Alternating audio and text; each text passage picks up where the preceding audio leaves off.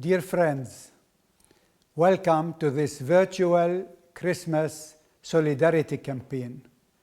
So good to see people from so many countries from around the world coming together at this webinar. It is a pleasure to have top-notch musicians from 7 countries performing at this webinar today. As the first and only university in all of Palestine with a focus on arts, culture, and design, we decided this year to have a special virtual campaign titled Hope from Bethlehem, Peace for Palestine. Dara al-Kalima University is located in Bethlehem, that is, in the West Bank. But it is the only West Bank university with a satellite program in Gaza. We have in Gaza staff, teachers, and students. We lost, unfortunately, some of them in the Israeli airstrikes. Others were displaced. From others, we have no idea if they are still alive or not. As people worldwide are preparing for Christmas, they always think of Bethlehem. Because of the war on Gaza, and as a sign of mourning of the thousands of civilians murdered there, the churches in the Holy Land decided to cancel all Christmas festivities. Yet the Christmas story is a Palestinian story par excellence. It talks about a family from Nazareth who is forced by the Roman Empire to evacuate from the north of Palestine, that is Nazareth, to the south, that is Bethlehem. Jesus was born to a displaced family. There was no place for him at the inn, so he was born in a manger. The situation in Palestine under Roman occupation 2,000 years ago was not easy at all. In fact, King Herod ordered to massacre all the children in the Bethlehem area. Over 8,000 children have been murdered in the Israeli airstrikes in Gaza within 5 weeks. The weeping that is heard today in Gaza resembles very much the weeping that was heard in Bethlehem 2,000 years ago. Yet, we have not gathered here to weep, but rather to listen to first-class music. This is also part of the Christmas story. Remember, on that night, a choir of angels was singing, Gloria in excelsis Deo. This was a hymn of resistance. The glory is God's only, not the empire with all its military, economic, and intelligence capabilities. Peace on earth was also a statement of resistance. It was a critique of the so-called Pax Romana, the peace of the empire. The Roman understanding of peace based on military oppression and dehumanization of people who are non-Roman.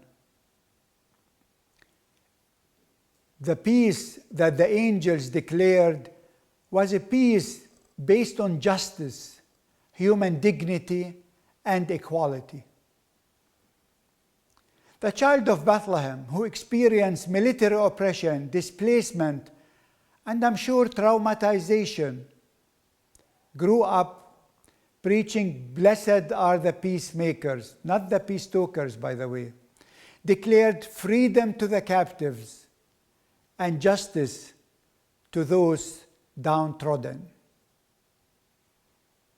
Our musicians today will continue these traditions that the angels started 2,000 years ago.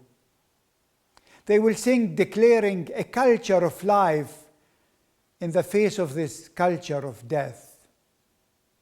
They will send a message to our people in Gaza that they are not forgotten, that humanity shall not fail them, that they deserve life in dignity and not death, freedom and not Nakba, equality and not dehumanization. I would like to express my thanks to our musicians who are joining us today. You don't want to miss any of them today. But allow me also to express my appreciation to all the people worldwide who poured into the major cities in the world, from London to Washington, from Cape Town to Amman, from Casablanca to Barcelona, from Jakarta to Hiroshima, from Auckland to Seoul, from Sanaa to Copenhagen. They are marching, showing their solidarity, calling for a permanent ceasefire and for a just peace. Thank you. To all those who are joining us in this solidarity campaign today, thank you. To all those supporting our campaign to continue our work in Gaza, thank you. While we prepare for Christmas, we are reminded by our Palestinian poet Mahmoud Darwish to think of others, and especially today, to think of Gaza. He wrote, "As you prepare your breakfast, think of others. Do not forget the pigeons' food. As you conduct your wars, think of others. Do not forget those who seek peace. As you pay your water bill, think of others, those who are nurtured by clouds. As you return home, think of others. Do not forget the people of the camps. As you sleep and count the stars, think of others, those who have nowhere to sleep. As you liberate yourself in metaphor, think of others, those who have lost the right to speak. As you think of others far away, think of yourself. Say, if only I were a candle in the dark. Think of others. Think of Gaza. Think of Palestine. This is what we are doing today.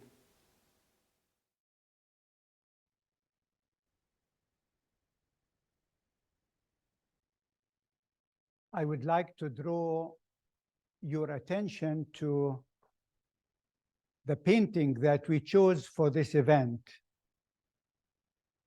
The title of this painting is Homeros at the Checkpoint, and it was done by an artist from Gaza, Subhi Kuta. In fact, Subhi called me yesterday and said, "You know, doctor, this week I lost my home in an Israeli airstrike. My atelier was destroyed. The only thing that is left for me in this world is this painting, because this painting is hanging here at Dara al-Kalima University." So we think of Subhi especially today. But I'm glad that we have with us today one of the top Gazan artists, a great friend and a neighbor, Mr. Sharif Sarhan. شريف welcome. هلا تمام. اوكي تمام. شريف اهلا وسهلا فيك. I know we have to conduct this in Arabic. I understand you are not in Gaza but in Turkey. So tell us how come. أول شيء مساء الخير يعني good evening for everybody. I'm sorry, my English is very bad. I will continue on Arabic. Maybe somebody to helping to translation. يعني في كتير مشاعر مختلطة علي يا دكتور بموضوع إنك أول مرة بيجيني إحساس إنه عم بعيش حالة صراع داخلي بعدم وجودي داخل غزة. الحجم الدمار والحرب والمعاناة كتير كان له واقع مختلف على حياتي اليومية وتفكيري وإنه أنا يمكن حزن حظ أو سوء في التقدير إنه أنا طلعت من غزة قبل الحرب بشهرين تقريبا لأسباب عائلية فقط، وراجع المفروض في نص أكتوبر، بس لحتى الآن أنا عالق في تركيا. So Sharif is saying that for the first time in his life he lives and experiences this tension.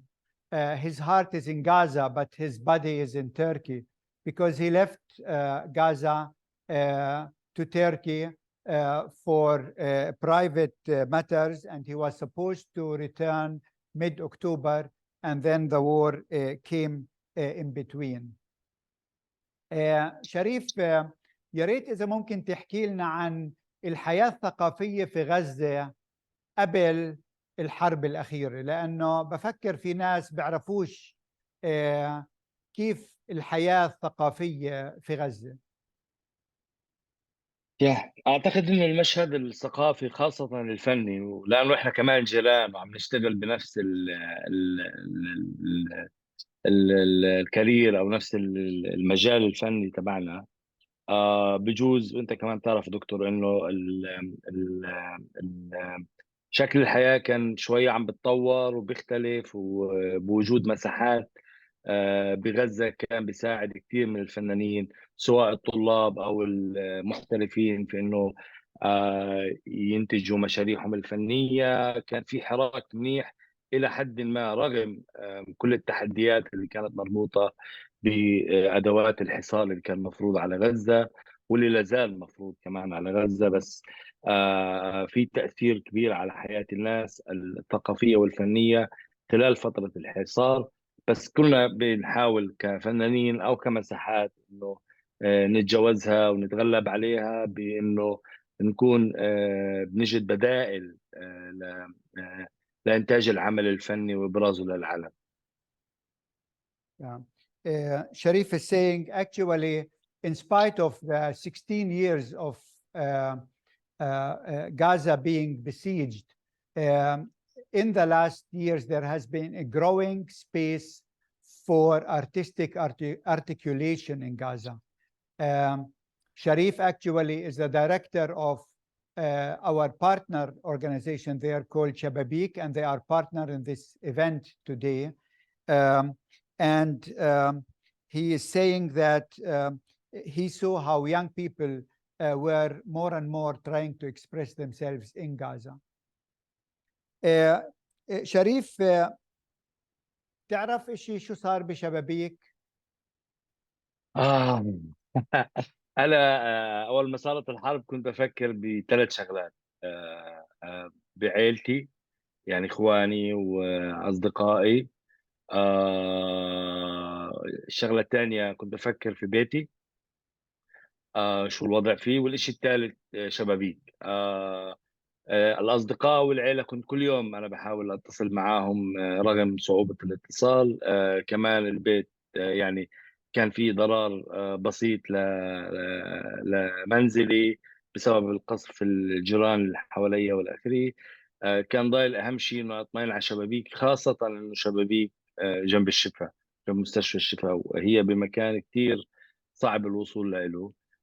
لحديت ما صار أول يوم بالهدنة استطعت إنه أحكي مع حد من الأصدقاء وأخويا يروحوا على المكان ويشوفوا كيف المكان. في أضرار بليغة إلى حد ما في الدور الأخير اللي هو الجاليري، والدورين الثانيات في بعض الأضرار. كمان الجيران بما فيهم دار الكلمة في أضرار في المباني، وبالتالي المنطقة كلها شبه فيها أضرار ما بين بسيط وبليغ إلى حد الدمار الكامل، يعني اللي هو بيأثر على شكل الحياة الثقافية فيما بعد. بس يعني واحنا بنحكي كنا انا والاصدقاء انه معلش رح نرجع نعملها تاني. Sharif is saying during the war he was thinking of three things all the time: his family, his home, and Shababik, his center. And his family, he keeps calling them every day, though it is very difficult. His home is still standing, but Shababik, his gallery, and the art center that he runs was damaged, depending on which floor. Some of them highly damaged, and the others minor damage, because they are located in the backyard of Al-Shifa Hospital, which is, by the way, where also our training center is, and also that now Sharif is telling me was also damaged to a great extent. But he said, but we are determined to rebuild everything in Gaza and the cultural life. Sharif, thank you. I think this is what we will do together, rebuild to bring hope to the people in Gaza. Thank you for joining us today from Turkey. You're welcome. Inshallah. You will see a painting by one of our teachers or students in Gaza, and we will start with the piece of Sharif himself.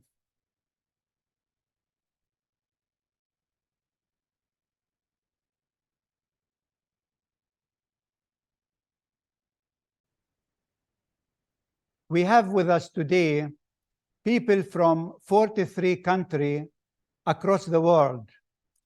And we will start with one of the furthest, which is to be connected to Japan. And there I welcome a good friend, Masei Yuasa. Professor Masei, welcome. Good to have you with us. I know you brought with you a message from our musician, Okobo Masato, that Yes. would like to start with that message. Okay. Masato Okubo is my friend. He's gonna play music, and then I'm going to read his message because he's a little bit difficult of speaking English. Yes. I'm from town of Otsuchi in Iwate Prefecture. I play the shakuhachi, a traditional Japanese instrument. I also compose music for concert and videos. For the motifs of composition, I mainly use inspiration from the beautiful sceneries of Japan, classical Japanese music, and nursery rhythms. Otsuchi town suffered from severe damages in the Great East Japan earthquake in 2011. After the earthquake, Palestinian children came to Otsuchi town. I had a fortune to play music for them. Today's music is one of the songs I played for them. Performing for them was such a special moment that I cannot forget. I am really shocked by the terrible situation currently occurring in Gaza. I pray for peace in Palestine. That is the message. Thank you, Masih. Can you tell us maybe a few words about the solidarity movement for Palestine in Japan? I know you are very much engaged in that. Okay. Actually, mass media is reporting Gaza's situation every day, and most of Japanese people are really concerned about Gaza situation. And I live in Hiroshima, and then I and my friend are organizing a candle visit every night since 13th of October. And then, we are providing the place for praying and also learning each other and also discussing about the issue. And so then, every day we meet so many people in front of the atomic bomb dome. And then you can see our actions in the videos from now. And of course, in the main cities, there are big demonstrations organized by many people in Japan too. Yeah, thank you, Masih, for all what you are doing, all of these vigils that you do every day for Palestine. I remember when I was in Hiroshima, I was in tears to see what the atomic bomb did to that city. And when I hear an Israeli Minister of Heritage, Eliyahu, say the only solution is to drop an atomic bomb on Gaza, I say, I mean, is this possible? So please give our regards to all those that you are meeting with them every day and today. Thank you. Okay, I will. And now we hear the music of Okobo Masota.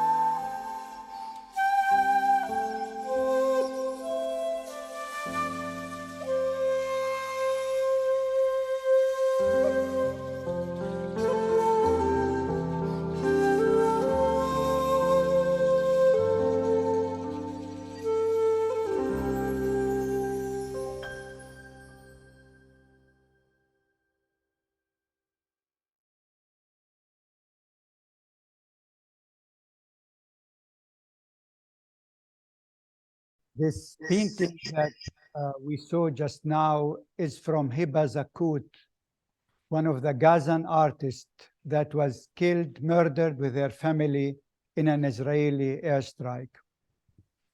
But from Japan, now we will move to Austria. And I would like to welcome the artist Marwan Abado. Marwan, welcome. Hello to Bethlehem. Are you hearing me?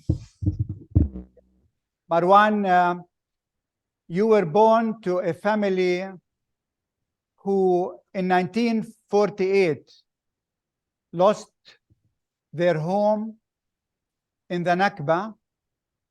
Their village, Bir'im, was also destroyed by an Israeli airstrike. And your family fled to Lebanon. How are your feelings when you see these images coming from Gaza? Actually, bad memories and good memories. Speaking about Kufr Bir'im, when I was raising up in a camp in Lebanon, everyone was speaking about the bell of the church. So this was the first point where I got to know that we have a village, and this village was destroyed, and this village has a church without a bell. And in the 70s, a new bell was done in Lebanon, and it went through over the border to Palestine, to Bir'im, and since the 70s, the bell of the church is ringing. And bad memories because I witnessed the invasion of Beirut in Lebanon, and it was a hard experience and a very significant experience in my life. And it went, for me, it was the music, the bridge to overcome the situation of an invasion in Lebanon and Beirut in 1982. So the Nakba continues, but the bells keep ringing and the music keep playing, giving hope. Can you tell us something about the solidarity movement in Austria for Palestine nowadays? Is it strong? Is it weak? Unfortunately, there is a huge shift in the official politics in Austria, which is very common to Germany. For the first time, the official side is totally acting on behalf of the Israeli policy without any differences. And on the level of the people, they are very aware of the situation. But they reach a point that they are not having the possibility to express their solidarity in the public, which is also a very difficult situation, and it's not there is no canalization for this movement also. Marwan, you chose for us today a very special song. Can you say just a few words about this song that you chose? It's an old song of mine. It's about rain as a symbol for hope in the Oriental countries, in the Arab countries. So this is my commitment. You just mentioned, Dr. Mitri, that the bells are ringing, but the bells, they don't ring from their own. You have to knock them, and we have to write about these hopes and to wake up all these hopes which we have, because it's very important in such time where darkness is overcoming at that time. Yeah, thank you, Marwan. And we will keep ringing the bells for sure. And this is what we are trying to do tonight. So we will listen now to Matar by Marwan Abadu. Thank you.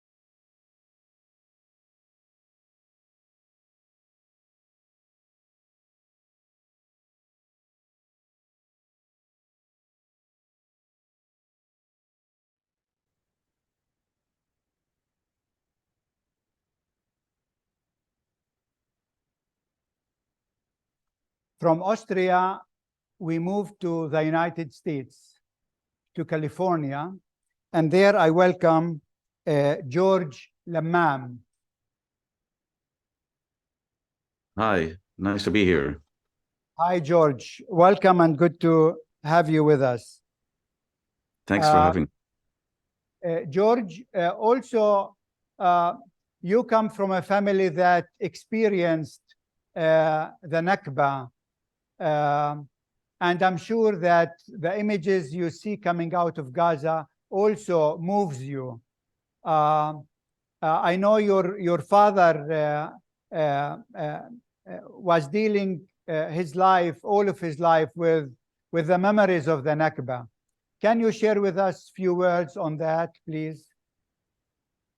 Yes, I remember, I was born in Beirut, Lebanon, because my parents fled 1948, Haifa, specifically Haifa. My parents from Haifa. And then I was born in Lebanon as a refugee. Of course, we witnessed also a lot of Israeli aggression also in Lebanon. And what we're seeing right now in Gaza is so devastating, and we're still, after all these years, dealing with the same problem and same aggression. So I moved to the United States 1987.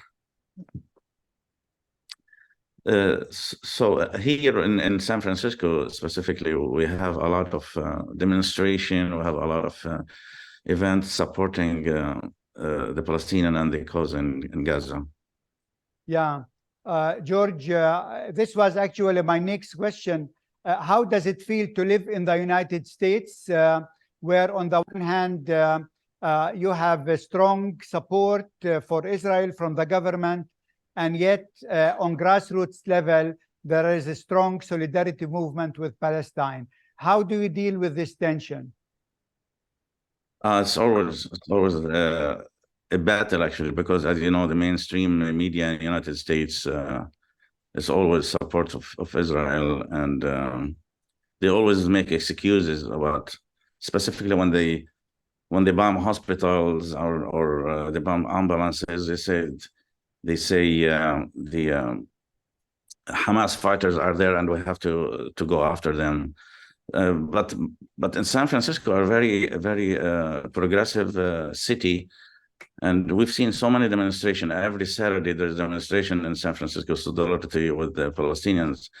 We have a huge Palestinian community in San Francisco where we're really doing their job. Especially a few weeks ago, actually, they blocked the Bay Bridge, the main entrance to San Francisco, when we have this AIPAC going on here. It was President Biden was here, and Antony Blinken, and many 7 different countries were here, and they really did a lot of damage by blocking the bridge, not allowing people to drive into San Francisco. Yeah, George, thank you for being with us tonight, and please give our regards to all our friends in the Bay Area in San Francisco. We really treasure your support, and I know you have also a special piece for us that we are going now to listen to. Thank you.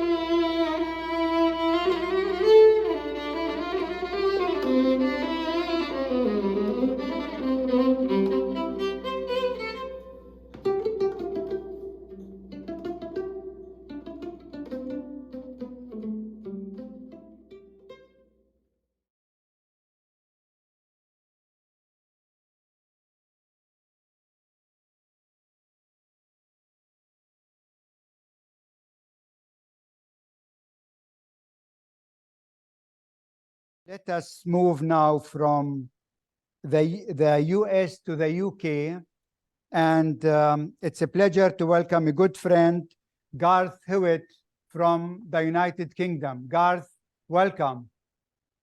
Thank you very much, Mitri. It's very good to be with you. Thank you for being with us. And I would like to start by asking you, how come that a young man from the UK who in 1967 was supporting Israel was transformed to become and support Palestine? Well, I knew nothing about Palestine or the Palestinians until one time I was in Africa and in Uganda, and I picked up a magazine and it talked about the Palestinians. I thought, well, who are they? And it really started to introduce me to the Palestinians. And when I got to Heathrow Airport, on the bookstore there was a book by Elias Shakur called Blood Brothers.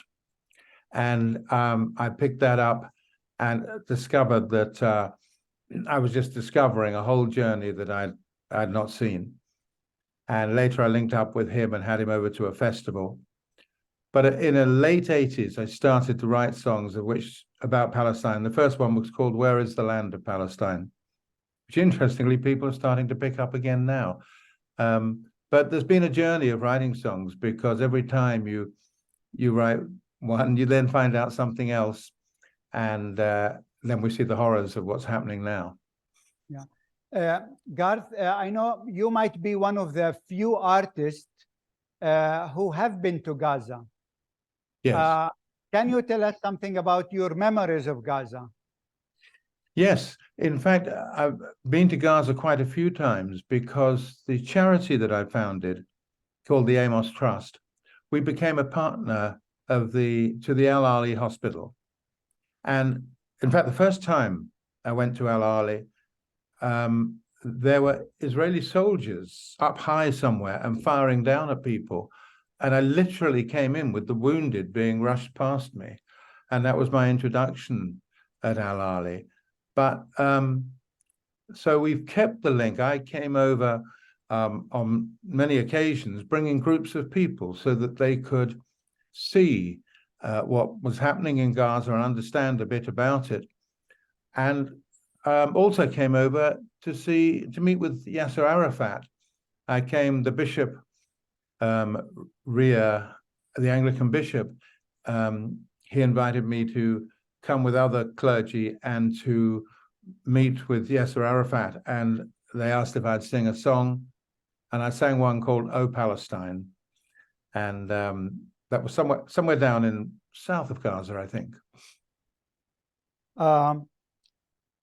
Thinking of the UK, London saw maybe one of the largest demonstration in support of Palestine, and actually on a weekly basis there are these large demonstrations. And I know you spend a lot of time of your life on demonstration. Maybe can you just share with us a few words about that? Yes, the demonstrations I have through the years. It's been a part of our life, and particularly when I was in London, where it was easier to get to them. We're down on the south coast now, so we've been at some of the local demonstrations. But the most recent ones in London, the numbers have been amazing. One was between 800,000 and 1 million people. And sometimes they try to dampen the numbers down, but really that's not the case. It's huge, because people won't accept the horror of looking at children being killed and all that sort of stuff. A lot of people have come out and changed their tunes. But through the years, there's always been good support. So it's been a way groups meet up. The group from our Amos Trust, they go along to it. And it's a time to try to change a government which, frankly, is just selling more arms to Israel. And so people feel very negative about the government, but are very committed to seeing changes and long to see changes for justice. Yeah, let's hope that these demonstrations will really have an impact on the government, which is still supporting Israel. Garth, you chose for us today a very special song. Can you tell us a few words about that song? Yes. I was staying at the hotel, the Waldorf Hotel, Banksy's hotel in Bethlehem. And I went upstairs to the art gallery. And the first piece of art that I saw on that occasion was one which was a picture of this woman in the desert. And it was done by Suleiman Mansour. I just couldn't look at anything else. I came downstairs and spoke to Wissam, the director of the hotel, and said, I need to record a song about it. And I want to put it on a 12-inch single as well, so that it's bigger for people than a normal CD. And I started to write it, and I asked various people if they could give me some ideas. And amongst the people that I wrote to, you were one of them. And so ideas came in with from a whole group of people. And so I wrote the song, My Name is Palestine. And the number of plays, I've never had such a number of plays from a song. And I know it's been sung in all sorts of countries. And at the moment, it's being sung and played a huge amount because, I mean, it's a love song for the Palestinian people at a time when people are seeing them treated as if they were trash. It's really an incredibly important time. And so I've been very affected by those words also that people sent through to me, and I wanted to make sure that they were in the song. And the chorus of the song talks about, I will survive. My name is Palestine. I will survive. And in a way, I'm sorry to see that it's so popular and so important at the moment, because since having written that, things are so much worse as they are at the moment. But I've also done my most recent CD is one by an artist from Gaza called Malak Matar. It's an album called Easter Revolution. But I think artists of Palestine have caught my eye, and certainly I like to see them, people encouraged to know. Suleiman Mansour, what a powerful man, what a powerful work of art. And I'm grateful that he let me record that, well, use it on the CD and so on. Yeah. Thank you, Gareth, for all your support, for your solidarity. And we look forward now to hear My Name is Palestine by Gareth Hewitt. Thank you, Mitri. A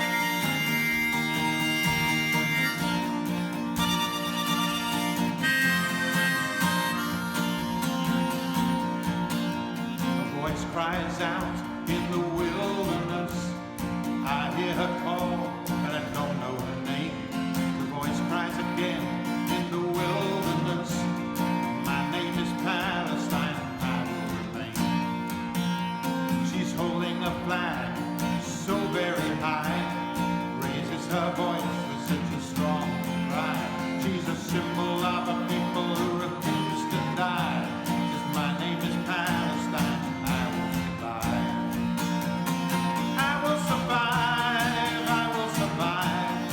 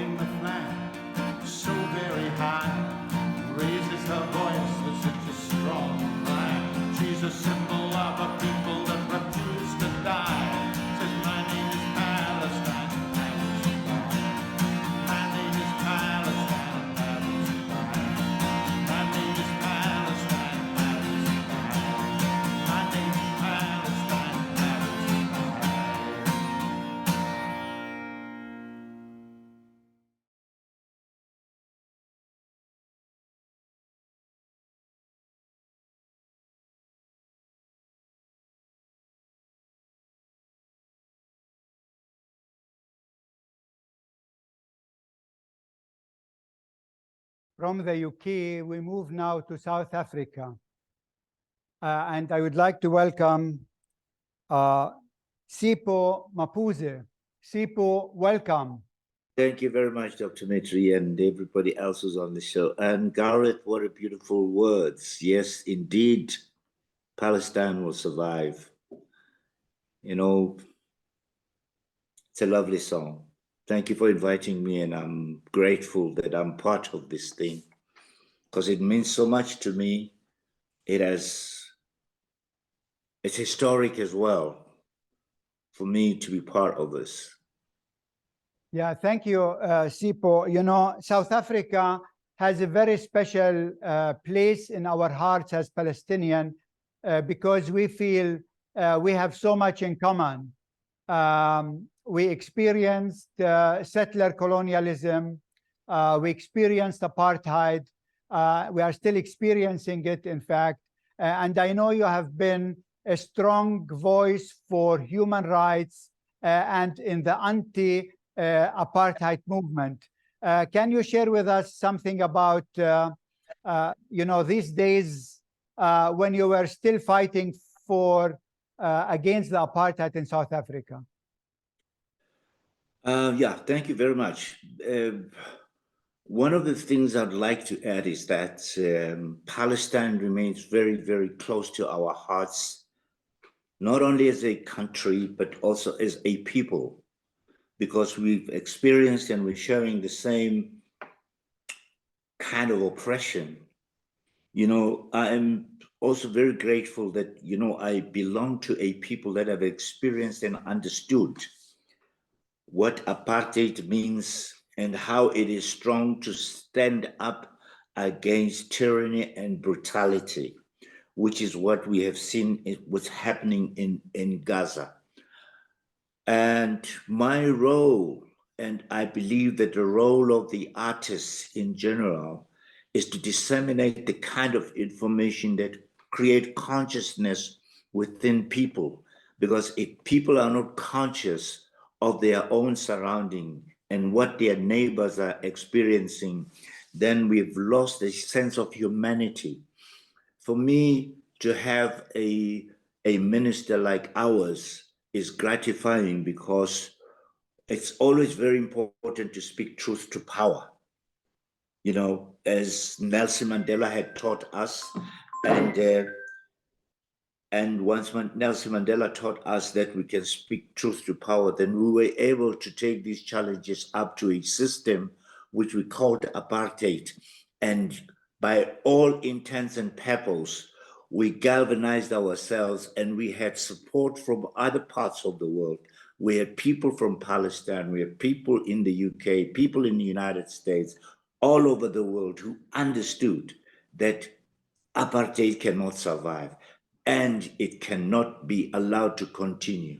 And exactly as we're doing now, we believe that apartheid in Gaza or in Israel cannot be allowed to continue, especially experiencing all the brutality of the destruction and killing of children, women, and so destruction of infrastructure is unacceptable and it cannot be supported, and people must stand up to brutality. Yeah, we were watching actually the demonstrations in Cape Town and in Johannesburg and in many other cities in South Africa, and this gave us also a lot of hope. I know, Sipho, do you have, from your experience with the anti-apartheid movement, an advice for Palestinians? You know, the only thing I can say is that no amount of guns, bombing, deprivation should be used against the Palestinian people. And Palestinians must resist up to the last person. If at the end of the day, the Israeli government believes that it has to kill and destroy everyone in Israel, and this would be an unfortunate situation, but Palestine will rise. Palestine will survive, as Gareth says. And we are saying to the Palestinian people, stand up in solidarity to this brutality that we've seen on TV and the killing of children.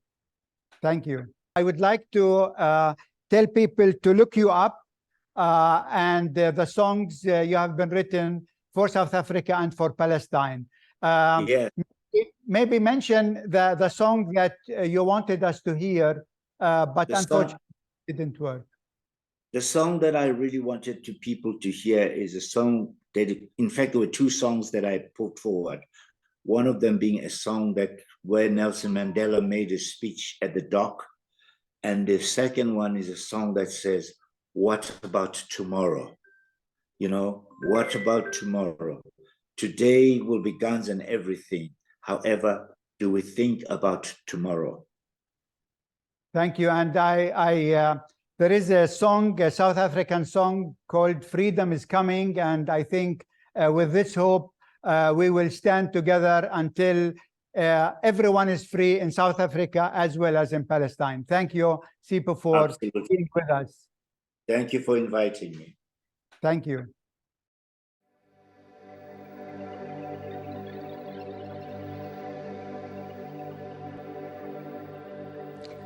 I have cherished the ideal of a democratic and free society in which all persons live together in harmony and with equal opportunities.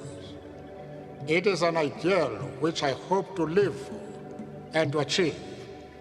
But if needs be, it is an ideal for which I am prepared to die, to die, to die, to die.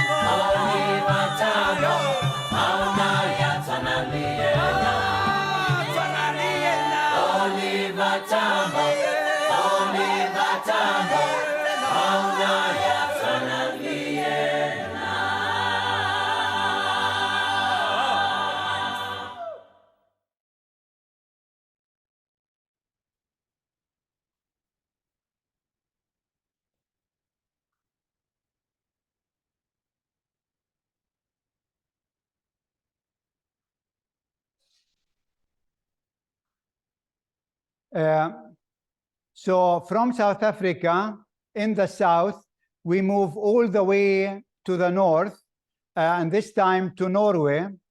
And with us is a great friend, Marthe Valle. Marthe, welcome. Thank you, Mitri. So nice to be a part of this with all of you. Wonderful people. Thank you. Great to have you with us, Marthe. I would like to start by asking you, Norway was the country that was instrumental in doing the Oslo Accord, bringing Israel and Palestinian together. That unfortunately did not lead to self-determination of the Palestinian people. But I know there is a strong solidarity movement also in Norway with Palestine. And I know you are part of that. Maybe you can share with us something about that strong movement. Well, it is the same as many of the other participants have been saying, that there is a shift in the governments. Also, we see this in Norway. I personally believe that Norway could be, the Norwegian government could be much clearer about supporting Palestine. But we have a very big solidarity movement in the people. And for me, the hope is within the people. We have very large demonstrations. We have a lot of cultural arrangements for Gaza and for Palestine. And I feel like really strongly, I have been a part of the solidarity movement for Palestine for almost 17 years. And I feel like there has never been as much engagement in the people as right now. And I think the difference is that we are being shown the unfiltered reality from Gaza, which has opened the people to see the long and horrifying suppression of the Palestinian people. So my hope is within the people. Yeah.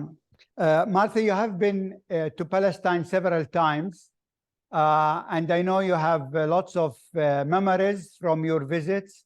Do you have like one special memory that you would like to share with us? Yes, I think it was the first time I came to Palestine in 2006, and I was invited into this family in Al-Bira outside Ramallah, where we were working, and this was the first time I was invited into a Palestinian home. And for me, as you know, like a shy Norwegian, this was this was a very strong memory for me, because from the very first moment I was considered as family. And for me, this is the most like describing part of the Palestinian people, is that the hospitality and the enormous generosity towards other people visiting, with the food, with the culture, with the conversations and the sharing. And this changed me as a human being, and it continuously does. Yeah, thank you. I know you have chosen for us today a very special song called Mama. And can you maybe share with us something about the background of that song? And I hope it will work, that we will hear it well this time. Yes, so this song I wrote in 2014 under the Israeli aggression on Gaza. My daughter, she was 4 years old at that time. And the lyrics is about that being a mother or a father, your desperate need to protect your child is the same everywhere in the whole world, also in Gaza. And so this is 10 years ago, and they are still bombing. And this the recording of this song was done in a very big solidarity concert we had here in Norway just a few weeks ago, with a full church here in Bergen. Yeah, thank you. I hope we will be able now to tune into this very special song in that very special atmosphere of the church in Bergen. Thank you, Marta, for all what you are doing, and we will stay in touch. Yes, thank you, Mitri.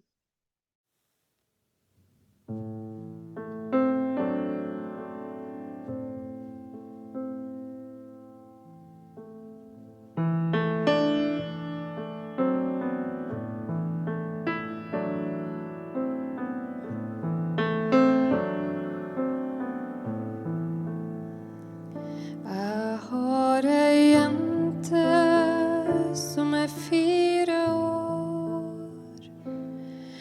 Hun drømmer om en sykkel.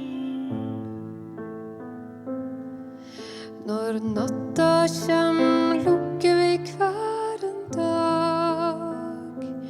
Hun trygg, sakte hjerteslag. Men jeg har sett ei anna ei som drømmer om en himmel der det flyr fugler og ikke bombefly, og kunne lukke dagen uten å være redd. Hvis du har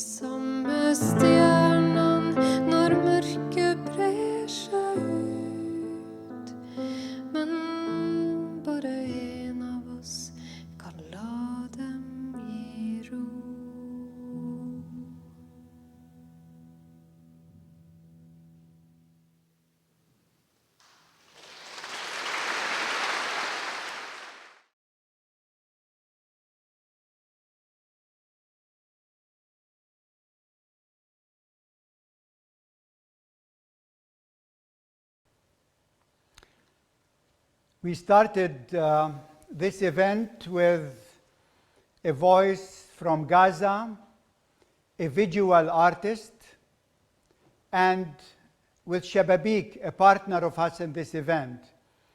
And we would like to conclude, actually, with also a voice from Palestine, this time from a vocal artist, the trio Gibran, and with us is Samir Gibran, who also represent another partner of this event, which is Jafra Productions.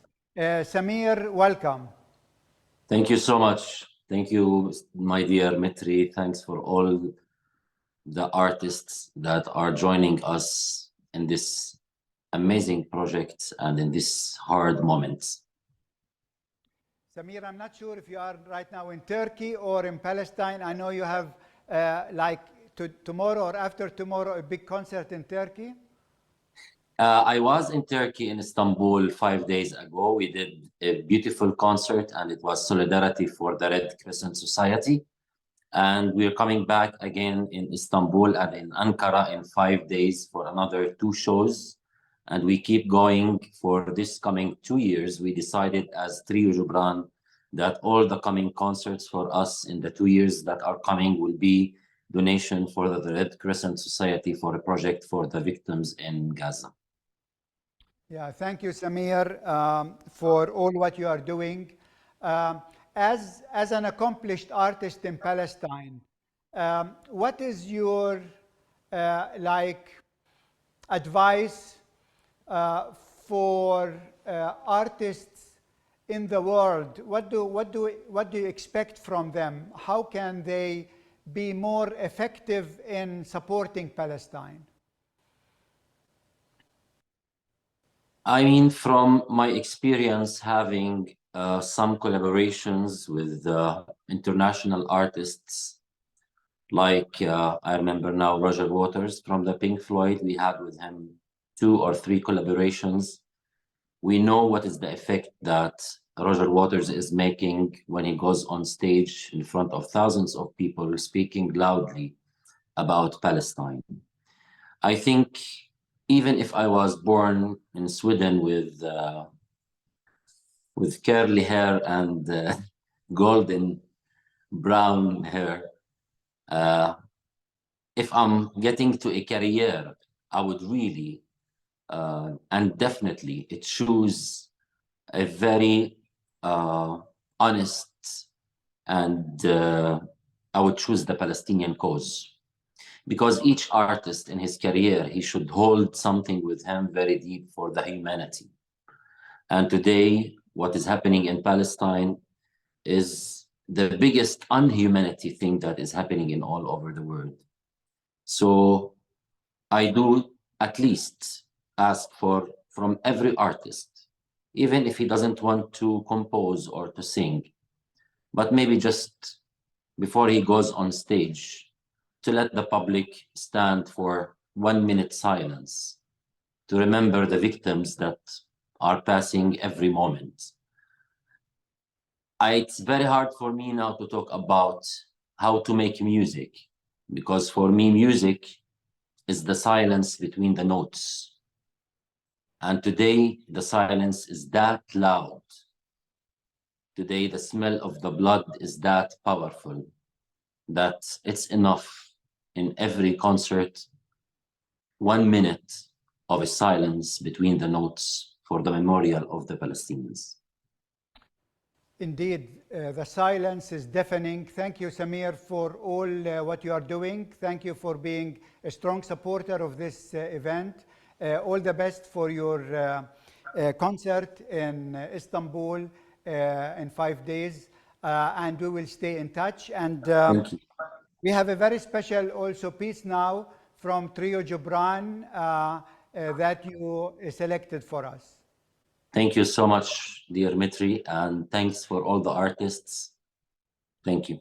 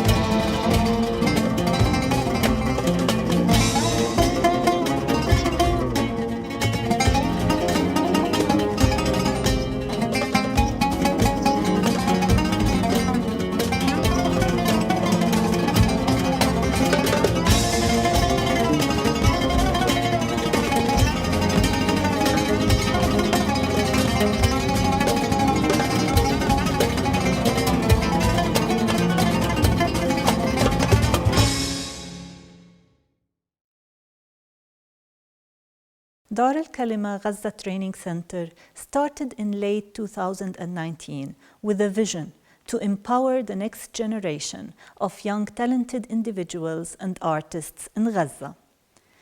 We aimed to provide young artists with opportunities for learning and continuous professional development in various fields of art, and to engage them in community activities and initiatives. We also wanted to provide them with opportunities for greater exposure locally and internationally, utilizing Dara al-Kalima networks and events.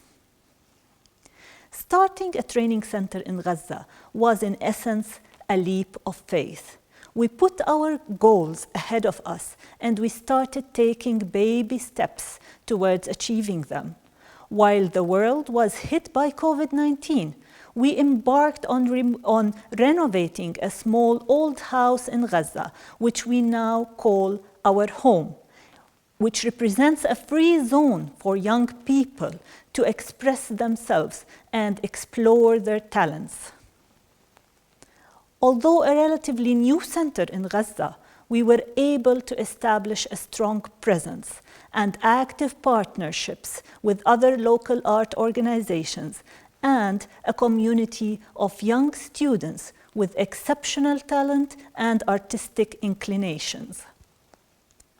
Dara al-Kalima Training Center in Gaza also engages young artists as volunteers in designing and leading community outreach activities that promote the use of art as a means of expression for children, for women, and individuals with disabilities throughout the Gaza Strip.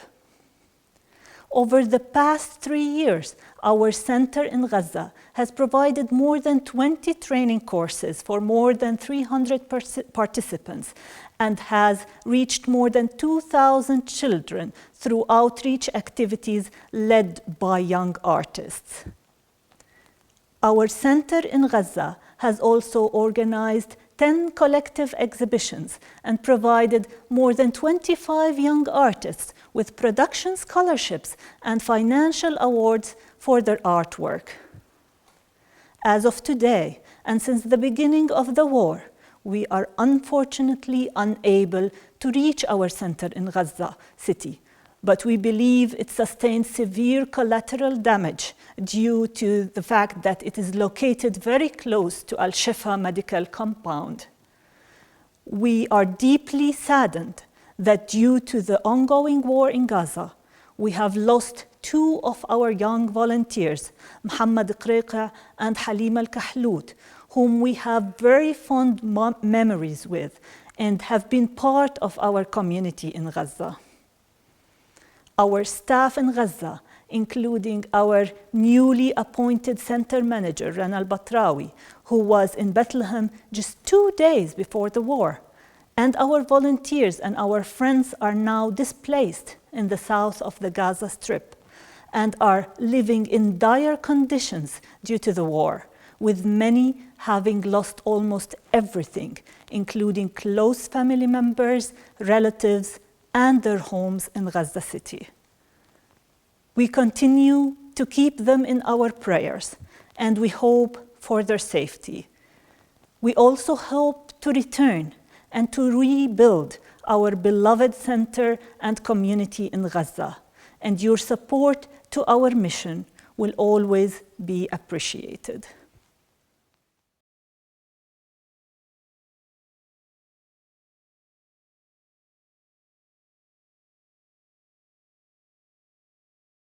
Dear friends, before concluding, I would like to take this opportunity to thank, first of all, our partners, Shababik, Jafra, Bright Stars of Bethlehem, Förderverein in Germany, and Bethlehem Venner in Denmark and Sweden.